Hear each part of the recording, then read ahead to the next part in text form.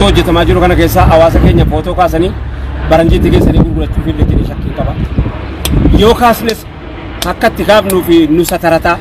keenya golgataa garii himataa nutu beeka waan ta'eef abbaa dhibdii wanni kun. Kanaaf namni hundituu dhaqee kaasu. Amma zinanne? Nanneere. Aya. Maalita? Otu ergaa ijoollee salaamu alaykum warahmatullahi wabarakatuh. Wa alaykum salaam. Makiinaan si dudubbeetti agartan tasaabii nyaata nama 1,000 fi 600 fi wayii. Nyaanni kun ani amaanaa kamisee naannoo wallee illee sanbateeti. Amaanaa sanbateeti. Amaanaa sanbatee kanatti hin ga'uudhaaf egaa deemsi dhaabbanne jechuudha kan hundaan iyyuu jedhee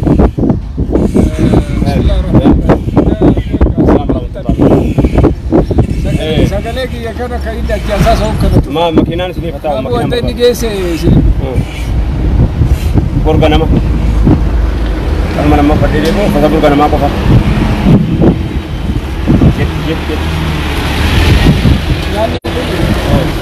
akkuma asin dura namaa fudhee wallo deemu gara nas kottan jiru gammaa ganna maasii gammachuu maa gannee jamba zeruun dorkaa dhaba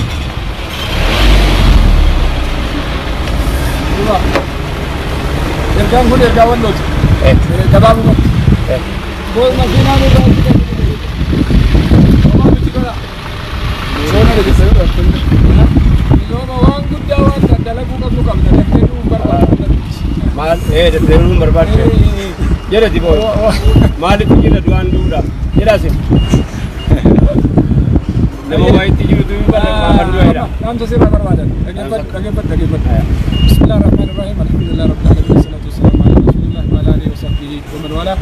hawaasa keenya oromoodha hundi keessanuu ka biyya alaa jirtan ka biyya keessa jirtan hawaasa keenya naannoo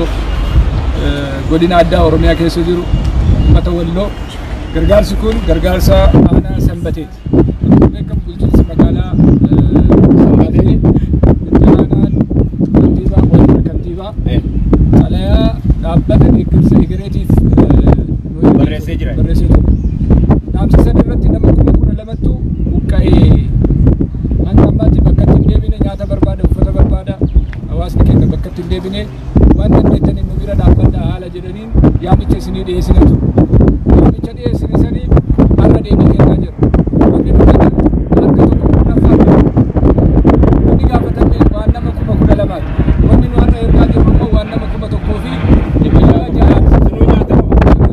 bishaan jiru mana wajjin biyya keessaa baasii kanaaf gurguranaaf deeme kunuyyuu uummattiin maal jedha qabadhaa hin jirma kanaaf sirna dhaabbatanii wanni nu dhiyeessaa jirru kun waan gabaabaadha nyaati kun kan nama 1,600 kan irraa hafes nu eeggata dabalataan immoo dhimma biraa keessa jirra dhimma lubbuu biraa keessa jirra waan isin dura waadaa seenne san osoo ka booranaa hojjechaa jiru kan ammoo jidduudhaani hawaasa keenya bira geggeessaa jirra dhaamsa kana isinii dabarsuu fi kan booranaa ammoo guyyaa muraasa booda inshaallah haala barbaachisaa ta'een humna guutuudhaan iddoo sanitti argamnee hawaasa keenya bira dhaabbanna dhaamsa warra wallootiif waan nu dhaamtuu fi kantiibaa magaalaa sanbatee itti aanaa kantiibaa magaalaa sanbatee dhaamsa qabdu deebii isaatiif maal jettan hawaasa keenya maal jettan gonni nama dura jiruu fi ifa boolli nama dura seeneef ifa kanaafi kantiibichi xalayaa nutti barreesse baga nutti barreessite akkuma nutti barreessite dhaabbatoo garaagaraatti hawaasa keenya dandamachuudhaaf ammatti hafte kan rakkoonni walloo furmaata waaraa hin argatu dafee hin argannes yoo samaayiidhumaa ta'e malee warri lafarraa kun waan qajeelchuuf fakkaatu maaliif jennaan barbadaa'ee ibiddaa keessa jirti garanaanis waatitti hojjetan waggaa dheeraa waa itti hojjetamee dhuftee as geesse malee daree guyyaa keessaa miti kun immoo birmannaa dirqama birmannaa hawaasaa barbaada birmannaan hawaasaa kun yoollee atleast isii madoofte illee madoo wal'aannachuun isii beelofte illee bakkeetti hafte illee bakkee dhuba sanatti satarachuun waan keenya ture amma manneen barnootaa keessa jiru namni achi viidiyoon achi ilaaluuf baay'ee nama gaddisiisa yoo jiraachuu dandeenye waa nyaatamaa namni argitu waan jedhu fa'ii jira eessa bunneeti nyaata taajumna nama jiraatan nyaata jedhanii sirrii dhaqqanni namni haadha qabu itti yaadu namni obboleettii qabu namni dubartiidhaa dhalate inni kan yoo dhakaarraa tolfame moojisaati akkana fakkaata garuu namni namaaf yaadu namni namarraa dhalate namuwaaf yaada yoo dhakaarraa dhalate garuu waa tokko waan goonuu hin qabne yoo immoo dhalate kee dhakaa ta'e isin beeyi itti yaaduun dirqama keenya walloo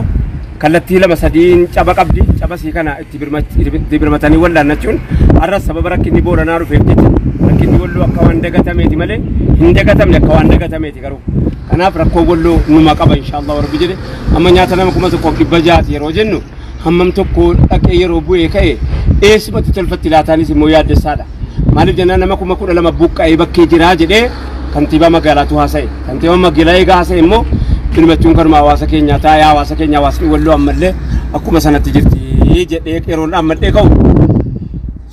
suuraanii walloo hamma kana namni akka inni bakka hin arganne godhamuudhaaf jecha namni suuraa walloo kaasee biyyatti gabbaasan jiru hin baane faallaasaa immoo namni isin ta'in nan ta'in isin hin ta'in suuraanni daldalatti baafachuudhaaf boorana jira kaameeraa fudhatee beela keenya gabbaasuudhaaf kaameeraa kan nagadaa anna shakkiin qaba baate natti tola harka ormaatiin fayituu ka'uu baate natti tola waan abbaa abbaatu beeka waan ta'eef keenya nuutuu kaafanne natti tola tu ambiduu kaasuu baate natti tola kanaaf warri bulchiinsa naannoo booranaa jirtanu waan ambii suuraa gurgurachuudhaaf jecha yookaan immoo nu xiqqaannee jennaan walitti agarsiisanii gammaduuf jecha hojjetu keessatti waan akkasis yaadamuu qabaan jedhaan gama kooti inni gatinaan jedha ayyoo akka malletti faa footoo kaasanii gadhiisaa jiru haadha dadhabdee kuftee ciiftu haati jara akkanatti ciisan jechuudhaaf haa ta'u yookaanis immoo gatiitti baafachuuf haa ta'u yeroo nu rakkanne akkanaa kana mattumaa warri kaleessa akka nutti duunu barbaadaa ture hadha akkatti nu kaanu nuuf yaadan jedhee yaadu kanaaf walumaatuu dhiifne ammi keenya amma ba'uu qabu nutu beeka namni keenya of beeka ofis immoo bakka fokkee ofii yeroo fokkee ofii taa'een eegu rakkoon hawaasa keenya rakkoo keenya ta'uu wajjiniin warra rakkoo keenyatti gammaduuf immoo xiqqoo gammachiisuu dhabuun silaa gaariidha jedhee yaada ergaan kun sila dhaqqabu kan biraa itti jirtanii akkuma beekamu rakkoon booranaa ijoolleen Jarmanii ta'anu eda birrii toora birrii miliyoona 2 walitti nuu qabaniiru